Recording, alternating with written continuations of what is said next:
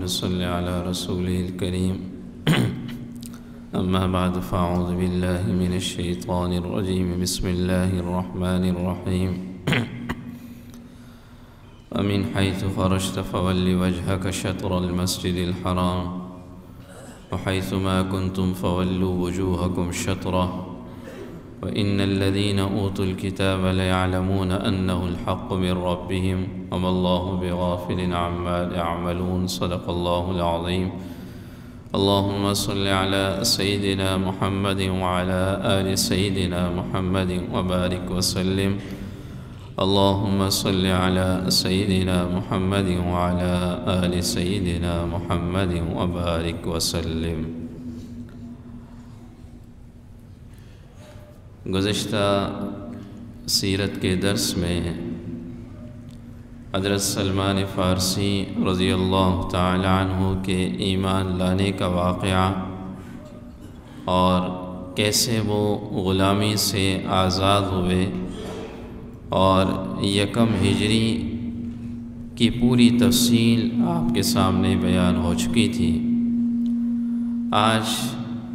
2 ہجری سے ہم ابتدا کریں گے اور آپ حضرات کے علم ہے کہ 2 ہجری نبی علیہ السلام کی زندگی میں ایک بڑا پہلو رکھتا ہے، اور اس کی بنیادی وجہ کہ اسلام کی وہ پہلی مشہور جنگ جسے ہم غزوہ بدر کہا جاتا ہے، ہم غزوہ بدر کہتے ہیں، یہ 2 ہجری کو لڑی گئی، 2 ہجری کو یہ جنگ لڑی گئی اور رمضان المبارک میں یہ جنگ ہوئی۔ اس سے پہلے، اس جنگ سے پہلے چند اور چیزیں اہم ہیں، جس کے اندر اہم اور بنیادی چیز، پہلی بات وہ 2 ہجری کے اندر تحویل قبلہ کا حکم آیا۔ آپ کے علم میں ہے کہ مسلمان شروع میں بیت المقدس کی طرف نماز پڑھا کرتے تھے۔ ہم بیت اللہ کی طرف ابھی پڑھتے ہیں، بیت المقدس ہمارا پچھلا حصہ ہے، اور جناب رسول اللہ صلی اللہ علیہ وسلم مدینہ منورہ تشریف لائے تو مکہ مکرمہ میں جب آپ پڑھتے تھے تو آپ کی کوشش یہ ہوتی تھی کہ بیت المقدس کی طرف بھی رخ ہوتا تھا اور تھوڑا سا رخ بیت اللہ کی طرف بھی ہوتا تھا، چونکہ مسجد حرام چاروں طرف قبلہ ہے، تو آپ اس کوشش سے نماز پڑھا کرتے تھے۔ لیکن جب مدینہ منورہ تشریف لائے تو ظاہر ہے وہاں تو یہ ممکن نہ تھا، تو بیت المقدس کی طرف 16 یا 17 مہینے آپ نے نماز پڑھائی، اور آپ کے دل میں یہ بات آتی تھی کہ کاش مسلمانوں کا قبلہ بیت اللہ ہو جائے، کعبۃ اللہ ہو جائے، خانہ کعبہ ہو جائے، یہ بات آپ کے دل میں آتی تھی۔ اور قرآن مجید نے بھی اسے بیان کیا کہ حضور علیہ السلام کی بھی دلی چاہت یہ تھی کہ ہمارا قبلہ وہ بیت اللہ ہو جائے۔ تو چنانچہ ایک شخص نے آپ کی دعوت کی جس کا نام حضرت برہ ابن بشر رضی اللہ تعالی عنہ ہے، اور نبی علیہ السلام وہاں تشریف لے گئے۔ وہاں تشریف لے جانے کے بعد ظہر کی نماز کا وقت ہوا، تو آپ علیہ السلام نے ظہر کی نماز پڑھائی اور شروع کی، اور آپ کا رخ بیت المقدس کی طرف تھا۔ جب 2 رکعتیں آپ نے مکمل کر لی تو تیسری رکعت کے اندر حکم آیا تحویل قبلہ کا کہ اب قبلہ اپنا پھیر دے۔ تو جناب رسول اللہ صلی اللہ علیہ وسلم نے اپنا رخ مبارک پھیرا۔ آپ یوں سمجھے کہ وہاں اس طرف نماز پڑھا رہے تھے، اور تیسری رکعت میں آپ نے اپنا رخ مبارک پھیرا اور تھوڑا سا آگے چلتے ہوئے پھر یہاں آئے اور بیت اللہ کے سامنے آئے، اور صحابہ بھی تھوڑے سے چلے، اور یوں آپ نے تیسری اور چوتھی رکعت مکمل کی، جسے اللہ نے سورہ بقرہ کے اندر کہا کہ فولی وجہک شطر المسجد الحرام، کہ اب آپ اپنا سینہ مسجد حرام کی طرف آپ اپنا رخ کیجئے۔ تو نبی علیہ السلام نے مسجد حرام کی طرف اپنا رخ کیا، اور علماء لکھتے ہیں یہ شعبان کا مہینہ تھا، یہ شعبان کا مہینہ تھا۔ آپ میں سے جو حضرات مدینہ منورہ تشریف لے گئے، اللہ ہمیں بار بار لے جائے، تو وہاں ایک مسجد ہے، مسجد قبلتین اس کو کہا جاتا ہے، مسجد قبلتین۔ مسجد قبلتین اس لیے بولتے ہیں کہ قبلتین عربی میں دو قبلوں کو کہا جاتا ہے، اور اس مسجد میں جب آپ جائیں تو آپ اگر رخ کریں سیدھے طرف تو آپ کے پیٹھ پہ، آپ کے پیچھے بھی ایک چھوٹی سی ممبر نما ایک جگہ بنی ہوئی ہے اوپر کی طرف، اور وہ بتاتی ہے کہ یہ وہ جگہ تھی جہاں پر نبی علیہ السلام کو حکم ہوا، اور اللہ کے نبی صلی اللہ علیہ وسلم اس مقام سے پھر بیت اللہ کی طرف آپ نے رخ کیا، تو اسے مسجد قبلتین اسی لیے کہتے ہیں کہ اس مسجد یعنی اس مقام پر نبی علیہ السلام کو یہ حکم آیا، فَوَلِّ وَجْهَكَ شَطْرَ الْمَسْجِدِ الْحَرَامِ۔ اب اس کے اندر کیا حکمتیں ہیں اور کیا وجہ تھی کہ پہلے بیت المقدس کی طرف رخ کرنے کا حکم تھا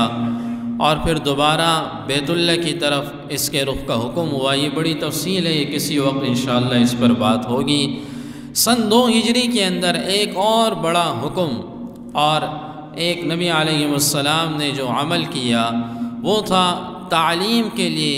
اللہ کے نبی صلی اللہ علیہ وسلم نے صفہ بنوایا۔ صفہ سائبان کو کہا جاتا ہے، سائیدار جگہ کو کہا جاتا ہے۔ اصحاب صفہ جو مشہور ہیں، جو صحابہ اس مقام پہ رہا کرتے تھے، یہ بھی سن 2 ہجری کے اندر اللہ کے نبی صلی اللہ علیہ وسلم نے اس کا حکم دیا۔ یہ اصحاب صفہ آج اگر آپ جائیں اور حضرت عائشہ صدیقہ رضی اللہ تعالی عنہا کا جو حجرہ ہے جس میں نبی علیہ السلام آرام فرمائے، اس کے پیچھے حضرت فاطمہ الزہرا رضی اللہ عنہا کا حجرہ ہے، اور اس کے پیچھے اگر آئے تو تھوڑی سی جگہ اونچی ہے، لوگ سمجھتے ہیں کہ یہ اصحاب صفہ کی جگہ ہے، حالانکہ وہ اصحاب صفہ کی جگہ نہیں ہے، وہ مدینہ منورہ مسجد نبوی کے خدام وہاں پر رہا کرتے تھے۔ اصحاب صفہ کی جگہ اس سے اس طرف مسجد کے پاس ہے، اور اس کی نشانی یہ ہے کہ ترکوں کو اللہ جزائے خیر دے، ترکوں نے یہ جو تعمیر اندر کی تو کچھ نہ کچھ ایسی نشانیاں چھوڑ کے گئے۔ آپ اگر اس کی نشانی دیکھنا چاہتے ہیں تو اندر ایک گنبد ہے، اور اس گنبد کے اندر سونے کے پانی سے جو ہے وہ کھجور کے خوشے بنے ہوئے ہیں، اور اس گنبد کے عین نیچے جو جگہ ہے یہ وہ جگہ تھی جو اصحاب صفہ کی تھی۔ یہ کھجور کے خوشے اور کھجور کے درخت انہوں نے اس لیے بنائے ہیں کہ کھجور کے خوشوں کو اصحاب صفہ سے بڑی خاص مناسبت تھی۔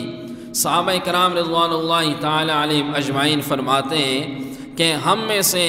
ہر ایک کو کہ جس کے پاس باغ تھا، نبی علیہ السلام کا یہ حکم تھا کہ جب بھی باغ کا پھل آ جائے تو ہم کچھ نہ کچھ اصحاب صفہ کے لیے لے آئیں۔ تو یہاں پر ایک جگہ تھی اور اس جگہ پہ تار لٹکا ہوا تھا، اور ہم وہاں سے کھجوریں لے آتے، اور کھجوریں لے آنے کے بعد ایک خوشہ لے آتے اور وہ وہاں پر اس تار سے انہیں لٹکا دیا کرتے تھے۔ جو پکی ہوئی کھجوریں ہوتی تھیں وہ آرام سے گر جاتی تھیں، اگر کچی ہوتی تھیں تو آہستہ آہستہ وہ خود بخود پک جاتی تھی۔ حضرت معاذ بن جبل رضی اللہ تعالیٰ عنہ فرماتے ہیں کہ مجھے جناب رسول اللہ صلی اللہ علیہ وسلم نے کھجوروں کے اصحاب صفہ کے ان خوشوں کا نگران بنایا ہوا تھا، اور کہا کہ جب کھجوریں پکی ہوئی ہوتی تھیں تو کبھی ہم تھوڑا سا ڈنڈا یا لکڑی اٹھا کے مارتے تھے تو پکی ہوئی کھجوریں گر جاتی اور ہم ان اصحاب کو کھلا دیا کرتے تھے۔ کہ ایک دن نبی کریم صلی اللہ علیہ وسلم آئے اور آپ نے اس ڈنڈے سے کھجور کے ایک خوشے کو دیکھا تو وہ نہایت ہی بیکار کھجوریں تھیں۔ اللہ کے نبی صلی اللہ علیہ وسلم نے اتنا فرمایا، اگر اس باغ کا مالک چاہتا تو وہ اس سے اچھی بھی بیچ دیا کرتا،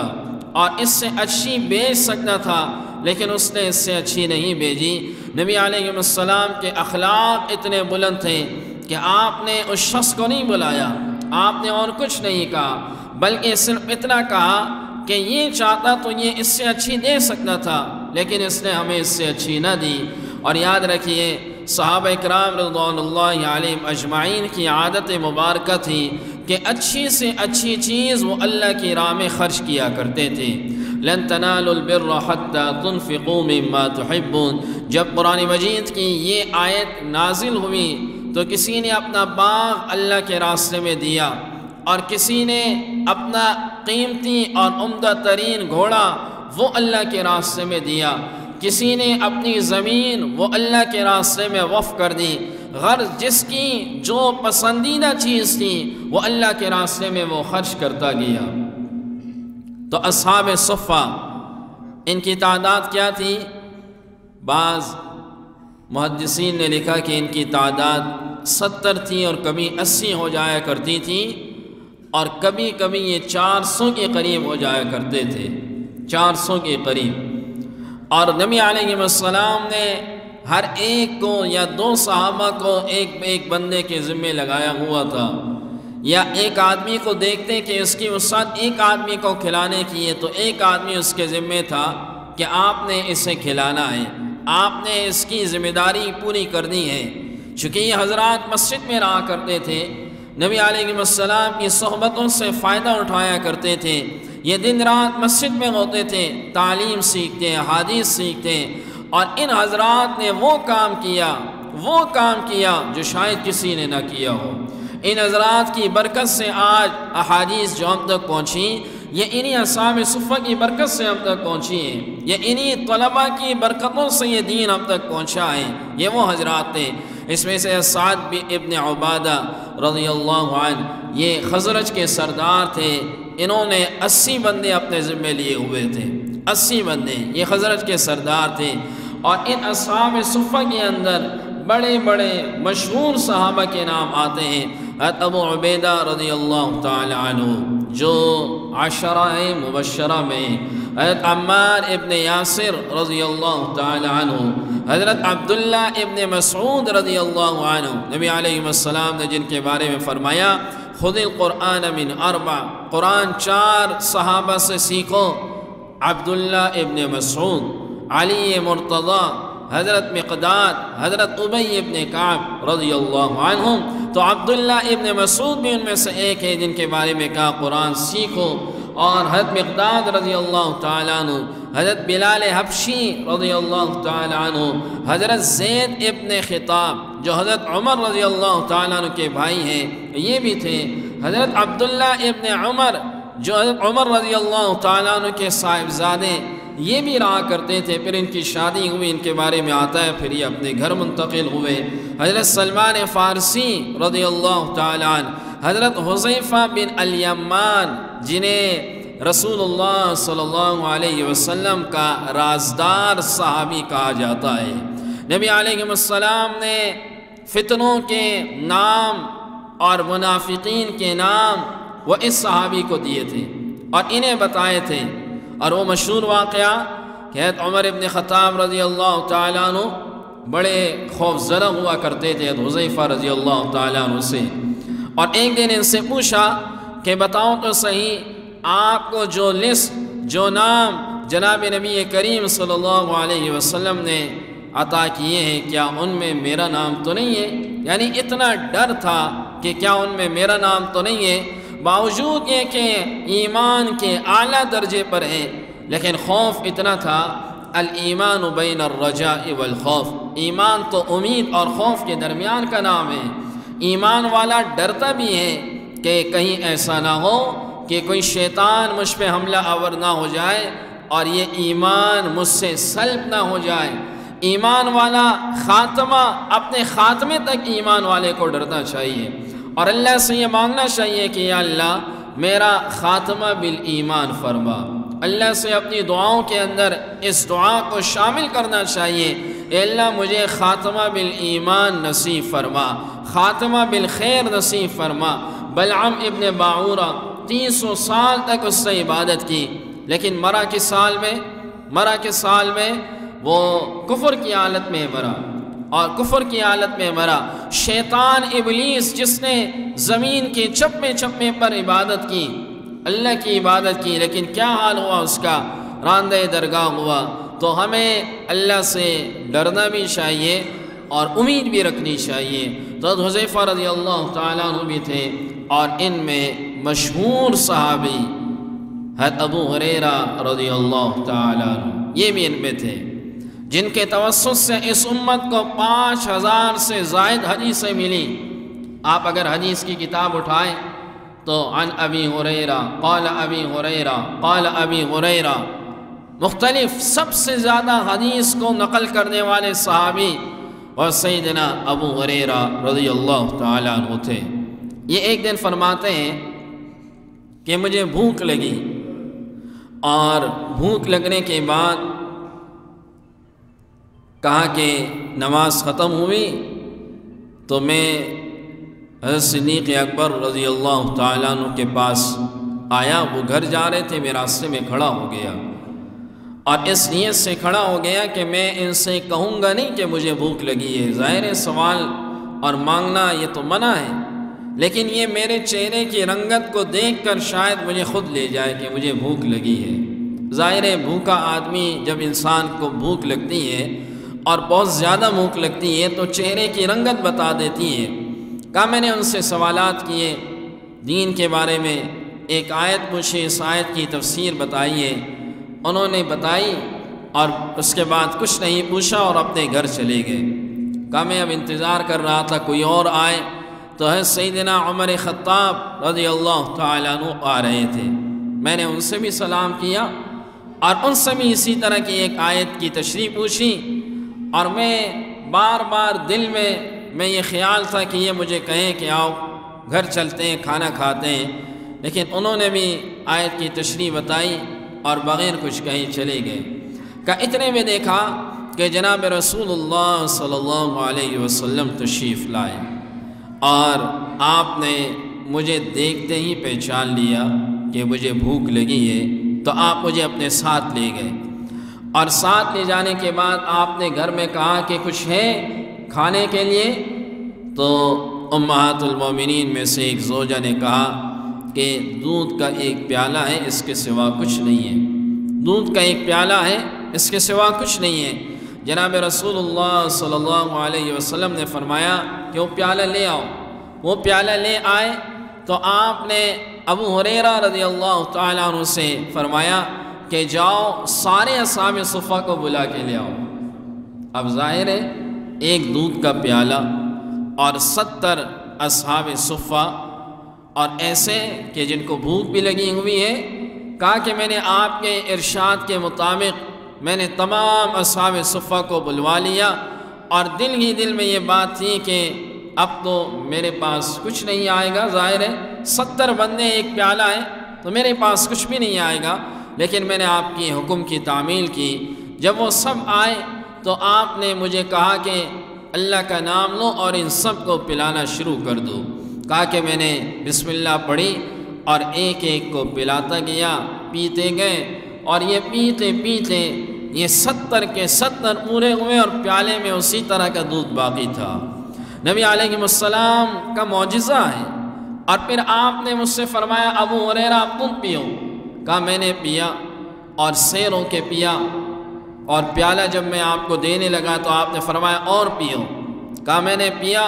اور پیا، اور پھر آپ کو دینے لگا آپ نے فرمایا اور پیو۔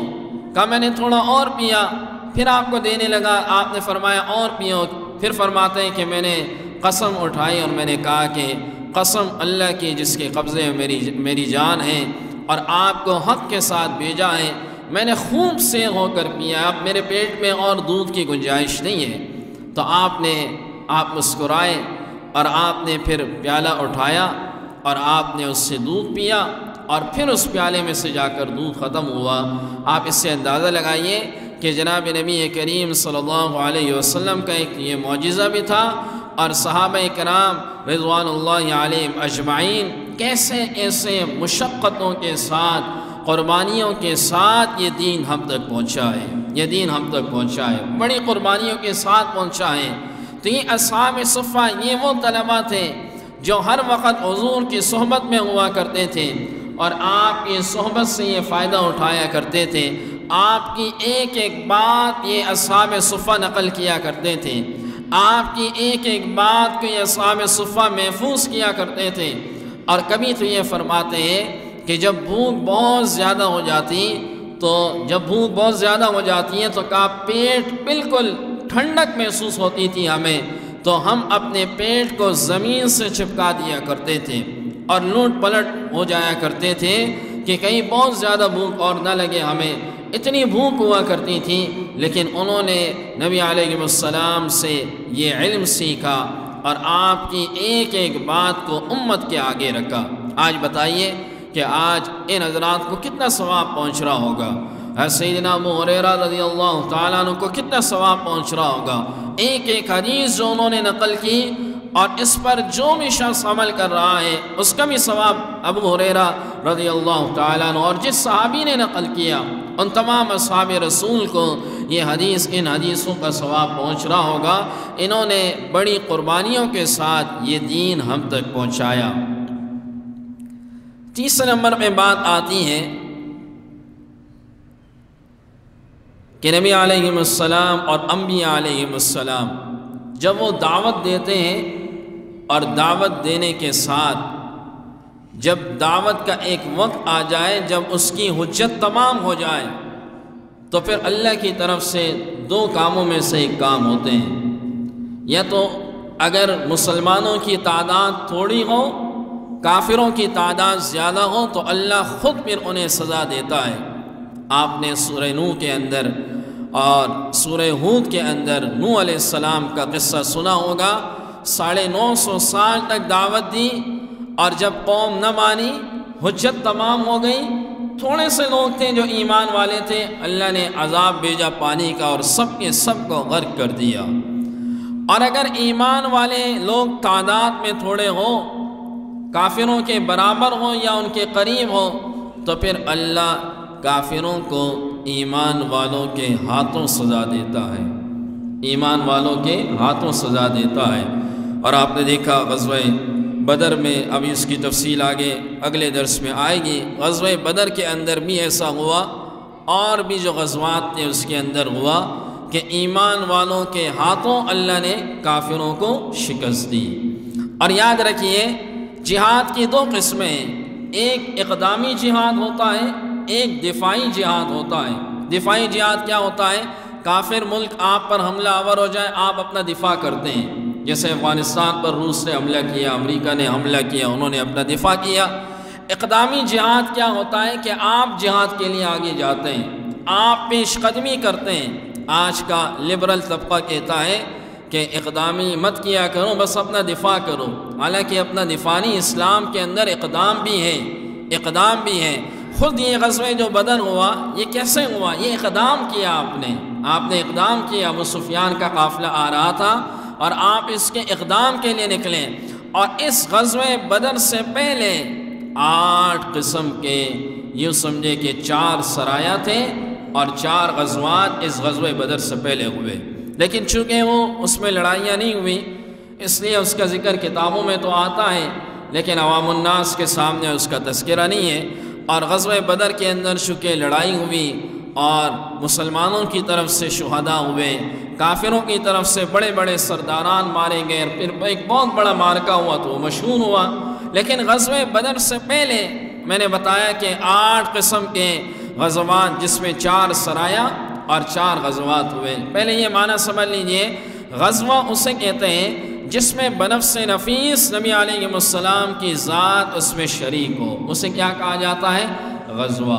اور سریہ اسے کہتے ہیں کہ جس میں بنفس نفیس حضور علیہ السلام شریک نہ ہو، بلکہ آپ کے حکم کے مطابق آپ کسی صحابی کو نگران بنائے اور وہ نگران بنا کر انہیں بھیجیں۔ تو چنانچہ یہ پہلا جو سریہ جو بھیجا آپ نے وہ امیر حمزہ رضی اللہ تعالیٰ عنہ کی سربراہی میں 30 مہاجرین کا سریہ بھیجا، اور ابو جہل 300 مشرکوں کے ساتھ، کافروں کے ساتھ تجارتی قافلہ واپس لے کر شام سے واپس آ رہا تھا، اور یہ پہلا سریہ تھا۔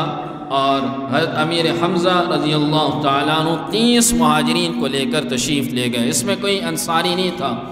اور آپ جب ان کے قریب پہنچے، جس وقت ابو جہل کا قافلہ آپ کے سامنے آیا، اور جب آپ ان کے سامنے آئے تو ابو جہل کے قافلے میں ایک شخص تھا جو کہ سردار تھا، وہ آیا اور اس نے بیچ بچاؤ کیا، اور لڑائی ہونے سے اس نے بچایا، اور یوں لڑائی تو نہ ہوئی، اور ابو جہل جو ہے وہ 300 اپنے تمام لوگوں کو لے کر نکل پڑا، اور یہ اسلام کا پہلا سریہ جو امیر حمزہ رضی اللہ تعالیٰ عنہ کی سربراہی میں گیا۔ دوسرا سریہ عبیدہ ابن الحارث رضی اللہ تعالیٰ عنہ کی سربراہی میں گیا۔ یہ جو عبیدہ ابن حارث ہے یہ نبی علیہ السلام کے تیزاد ہیں، حارث ابن عبد المطلب، حارث ابن عبد المطلب ان کا بیٹا ابو عبیدہ۔ آپ نے انہیں بھیجا اور ان کی سربراہی میں 60 یا 80 سوار تھے،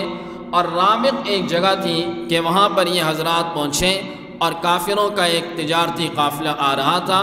اور اس غزوے میں ایک صحابی سعد ابن وقاص رضی اللہ تعالیٰ عنہ نے ایک تیر چلایا اس سریے میں، اس کے علاوہ کچھ بھی نہیں ہوا، اور یوں سمجھے کہ اسلام کا سب سے پہلا تیر وہ حضرت سعد ابن وقاص رضی اللہ تعالیٰ عنہ نے چلایا، اور اس میں بھی لڑائی نہیں ہوئی، اور پھر اس کے بعد یہ سریہ بھی واپس آیا۔ تیسرا سریہ حضرت سعد ابن وقاص رضی اللہ تعالیٰ عنہ کی سربراہی میں آپ نے بھیجا، اور یہ بھی گیا، اور یہ بھی قریش کے قافلے کے سامنے آیا، لیکن وہ قافلہ پہلے نکل چکا تھا، یہ حضرات تھوڑے دیر سے پہنچے، اور یوں اس میں بھی کوئی لڑائی نہ ہوئی۔ چوتھا غزوہ ہوا، غزوہ ابوا کے نام سے اسے یاد کیا جاتا ہے۔ آپ نے ابوا کا نام سنا ہوگا، ابوا مشہور جگہ ہے جہاں نبی علیہ السلام کی والدہ ماجدہ حضرت آمنہ کی قبر ہے، اور یہاں پر بھی جو ہے وہ پہلا غزوہ یہاں پر ہوا،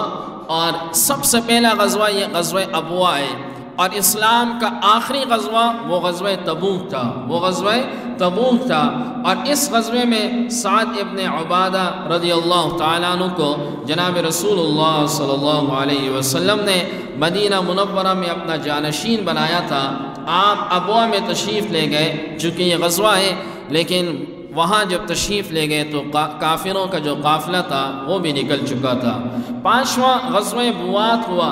جس میں 200 افراد کے ساتھ بنفس نفیس نبی علیہ السلام بوات کے مقام پہ تشریف لے گئے، اور وہاں پر بھی لڑائی نہ ہوئی، اور آپ واپس تشریف لے آئے۔ اور چھٹا غزوہ عشیرہ تھا، یہاں پر بھی نبی کریم صلی اللہ علیہ وسلم تشریف لے گئے، لیکن وہ قافلہ جا چکا تھا اور ان سے لڑائی نہ ہوئی۔ ساتواں جو غزوہ تھا اسے بدر اولیٰ کہا جاتا ہے، یا بدر صغریٰ کہا جاتا ہے۔ یہ بدر کے مقام پہ ہوا، لیکن وہاں پر بھی لڑائی نہ ہوئی۔ جو اصل بدر کی لڑائی ہے اسے غزوہ بدر کبریٰ کہتے ہیں، یا غزوہ بدر اخریٰ کہتے ہیں، اور یہ پہلا والا غزوہ بدر تھا، لیکن اس میں لڑائی نہ ہوئی۔ آخری آپ نے سریہ بھیجا جو حضرت عبداللہ ابن جحش رضی اللہ تعالیٰ عنہ کی سربراہی میں رجب کے مہینے میں آپ نے بھیجا، اور 11 لوگ تھے اس کے اندر، اور اس میں حضرت سعد ابن وقاص رضی اللہ تعالیٰ عنہ بھی تھے، اور آپ نے عبداللہ ابن جحش کو ایک خط دیا، اور آپ نے ان سے کہا کہ اس خط کو 2 دن بعد کھولنا، اور آپ کے بندوں میں ان 11 بندوں میں اگر کوئی واپس آنا چاہتا ہے تو اسے اجازت دینا، اس پر جبر نہیں کرنا۔ 2 دن بعد انہوں نے خط کھولا تو خط کے اندر جناب نبی کریم صلی اللہ علیہ وسلم نے اس کے اندر لکھا تھا کہ میں نے تمہیں تمہارے اندر سب سے زیادہ بھوک کو برداشت کرنے والا اور پیاس کو برداشت کرنے والا امیر عبداللہ ابن جحش کو مقرر کیا ہے، اور اس کے اندر نبی کریم صلی اللہ علیہ وسلم نے یہ حکم دیا کہ نخلہ کے مقام پر پڑاؤ ڈالو اور قریش کا انتظار کرو۔ چنانچہ مکہ سے مدینہ کے درمیان جو یہ راستہ ہے، اس مقام پر ایک نخلہ کا مقام تھا۔ ان 11 بندوں نے پڑاؤ ڈالا اور قریش کا انتظار کیا، اور عبداللہ ابن جحش نے تمام لوگوں سے کہا اگر کوئی واپس جانا چاہتا ہے تو اسے اجازت ہے، لیکن کوئی بھی واپس نہ گیا، اور سب نے کہا ہم نبی علیہ السلام کے حکم کے تابع ہیں۔ بالآخر وہ قافلہ آ گیا جس کا یہ حضرات انتظار کر رہے تھے، اور یہ رجب کی آخری تاریخ تھی، شاید 29 تھی یا شاید 30 تھی، لیکن ان 11 بندوں کو یہ علم نہ تھا کہ یہ رجب کی آخری تاریخ ہے۔ عبداللہ ابن جحش یہ سمجھ رہے تھے کہ شاید 1 شعبان شروع ہو چکی ہے اور رجب کا مہینہ ختم ہو چکا ہے، جبکہ رجب کی آخری تاریخ تھی، اور یہ کافر سامنے آئے، اور یہاں پر ایک کافر عمر کو مارا گیا، اور 2 کو جو ہے وہ گرفتار کر دیا گیا، اور گرفتار کرنے کے بعد ان حضرات کو علم ہوا کہ ہم نے یہ جو لڑائی کی یہ حرمت والے مہینے رجب کے اندر کی، اور آپ کو علم ہے کہ اس وقت حرمت والے مہینے کے اندر لڑائی کرنا کیا تھا؟ جائز نہیں تھا۔ حرمت والے 4 مہینے، اس کے اندر ایک رجب بھی ہے۔ تو ان حضرات کو بعد میں علم ہوا کہ ہم نے تو حرمت والے مہینے میں لڑائی کی۔ بہرحال یہ 2 بندے جو گرفتار تھے اور کچھ مال غنیمت آیا۔ مال غنیمت، اسلام کا پہلا مال غنیمت یہ عبداللہ ابن جہش کے اس سرائے کے اندر آیا، اور مال غنیمت کو انہوں نے 5 حصوں میں تقسیم کیا۔ 4 حصے اپنے لیے رکھے اور ایک حصہ انہوں نے جناب نبی کریم صلی اللہ علیہ وسلم کی خدمت کے لیے روانہ کیا،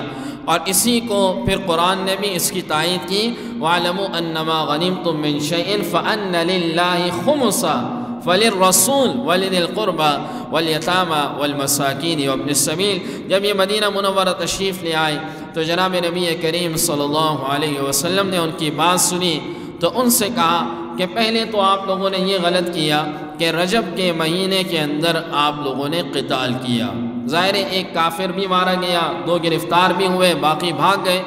اپنا سامان بھی چھوڑ کے بھاگ گئے۔ اور اس بات کو پھر یہودیوں نے اور منافقین نے اچھالا کہ حرمت والے مہینوں میں انہوں نے لڑائی کی، اور پھر قرآن کی آیت نازل ہوئی، یسألونک عن الشہر الحرام قتال فیہ قل قتال فیہ کبیر وصد عن سبیل اللہ وکفر بہ والمسجد الحرام واخراج اہلہ منہ اکبر عند اللہ والفتنۃ اکبر من القتل۔ گویا کہ اللہ نے بتا دیا یہ حرمت والے مہینوں میں قتال کی بات کرتے ہیں، اللہ کے نزدیک قتل سے بڑا گناہ مسجد حرام سے لوگوں کو روکنا ہے۔ اللہ کے نزدیک قتل سے بڑا گناہ وہاں مکہ مکرمہ کے رہنے والوں کو وہاں سے نکالنا ہے۔ اللہ کے نزدیک قتل سے بڑا گناہ فتنہ ہے، فتنے کو جو ہے وہ اٹھانا ہے، یہ اللہ کے نزدیک بڑے گناہ ہیں۔ یہ اسے چھوٹے گناہ سمجھ رہے اور اس کو بڑا گناہ سمجھ رہے۔ اور آگے اللہ نے کہا وَلَا يَزَالُونَ يُقَاتِلُونَكُمْ حَتَّى يَرُدُّوكُمْ عَنْ دِينِكُمْ إِنِ اسْتَطَاعُوا، کہ یہ کافر لوگ تو جب تک تم ان سے لڑو گے نہیں، یہ تو چاہتے ہیں تمہیں اپنے دین سے اپنے دین کی طرف لے آئیں، تمہارے دین سے تمہیں ہٹا کر اپنے دین کی طرف لے آئیں۔ ان سے اللہ نے گویا کہ اجازت دے دی کہ اگر یہ مہینے بھی ہوں اور کوئی ایسے سازشی لوگ ہوں تو ان کے خلاف اللہ نے اجازت دی کہ پھر لڑ سکتے ہو۔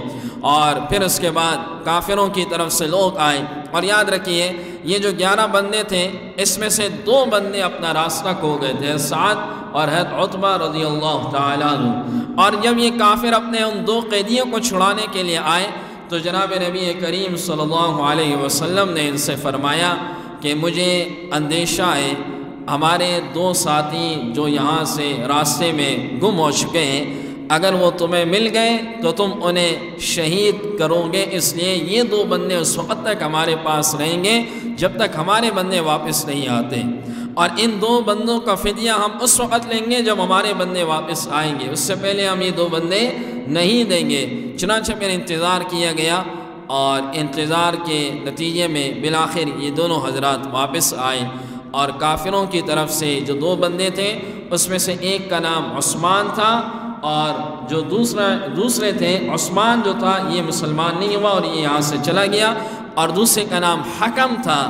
یہ حکم وہیں پر مسلمان ہوا، اور یہ قیدی واپس نہیں گیا، اور یہ نبی علیہ السلام کا جانثار بنا، اور آپ کا جانثار بننے کے ساتھ بیر معونہ میں جو صحابہ شہید ہوئے اس میں سے اس صحابی کا بھی نام آتا ہے حضرت حکم رضی اللہ تعالی عنہ۔ اور کیوں نہ ہوتے، اللہ کے نبی صلی اللہ علیہ وسلم قیدیوں کے ساتھ ایسا خوبصورت معاملہ کیا کرتے تھے، حسن سلوک والا معاملہ، حسن اخلاق والا معاملہ، کہ وہ آپ کے اس اچھے اخلاق کو دیکھ کر، آپ کے حسن سلوک کو دیکھ کر وہ مسلمان ہو جایا کرتے تھے اور اسلام کو قبول کر لیا کرتے تھے۔ تو حکم رضی اللہ عنہ یہ مسلمان ہوئے، اور عثمان اسی طرح چلے گئے، یہ دوسرے عثمان ہیں، اور مکہ میں جا کر پھر ان کا انتقال ہوا کفر کی حالت میں۔ اور یہ غزوہ بدر جو مشہور غزوہ ہے، اس سے پہلے کی یہ چھوٹی چھوٹی جنگیں تھیں جو مسلمانوں کی طرف سے ہوئی، اللہ رب العزت سے دعا ہے کہ اللہ رب العزت جناب نبی کریم صلی اللہ علیہ وسلم کی سیرت، آپ کی سنتوں پر عمل کی توفیق عطا فرمائے۔ اللہم الف بینہما کما الفت بین المہاجرین والانصار،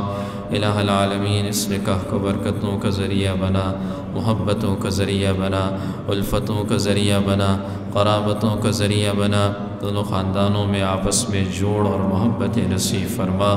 ان میاں بیوی کے آپس میں دائمی محبت نصیب فرما، ہر حاسد کے حسد سے ان کی حفاظت فرما، برا چاہنے والوں کی برائیوں سے ان کی حفاظت فرما۔ الہ العالمین ہم سب کے گھروں میں اپنی خاص برکتیں نازل فرما، ہمارے گھروں میں جو بچے اور بچیاں رشتوں کے انتظار میں ہیں، الہ العالمین ان کے گھروں کو بھی خوشیوں سے بھر دیں، انہیں بھی اچھی اور نیک جوڑ نصیب فرما۔ جن بچیوں کے رشتے ہو چکی ہیں، گھروں میں پریشانیاں ہیں، ان گھروں کو الہ العالمین دینی اور دنیاوی خوشیوں سے مزین فرما، ہمارے گھروں کو آباد فرما، ہماری عمروں میں ہماری صحت میں اپنی خوب برکتیں عطا فرما، ہمارے رزق میں اپنی خوب برکتیں عطا فرما۔ الہ العالمین جو مسلمان اس دنیا سے جا چکے ہیں ان سب کی مغفرت فرما، ان سب کی قبروں کو نور سے منور فرما، جنت الفردوس کی ہواؤں سے معطر فرما، بیماروں کو شفاء کاملہ عاجلہ دائمہ مستمرہ نصیب فرما، ہر قسم کے تمام مرضوں سے، ہر قسم کے تمام قرضوں سے ہماری حفاظت فرما، ہمیں ذلت سے، قلت سے، علت سے محفوظ فرما۔ الہ العالمین نبی علیہ السلام کی سیرت پر زندگی گزارنے کی توفیق عطا فرما، آپ کی سنتوں پر عمل کرنے والا بنا،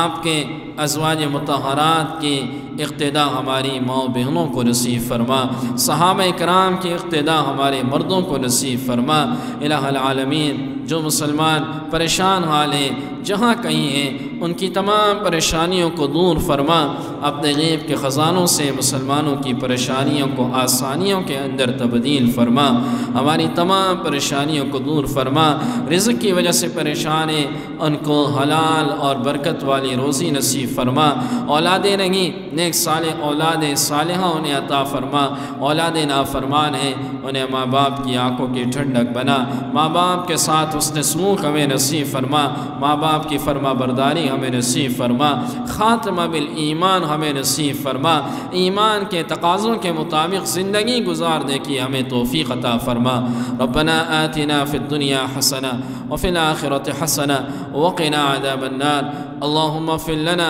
ولإخواننا الذين سبقونا بالإيمان ولا تجعل في قلوبنا غلا للذين آمنوا ربنا إنك رؤوف رحيم۔ اس جوڑے کو اور ہم سب کو حرمین شریفین کی مقبول حاضری نصیب فرما۔ وصلی اللہ تعالی علی خیر خلقی محمد وعلی آلہ وصحبہ اجمعین، آمین برحمتک یا ارحم الراحمین۔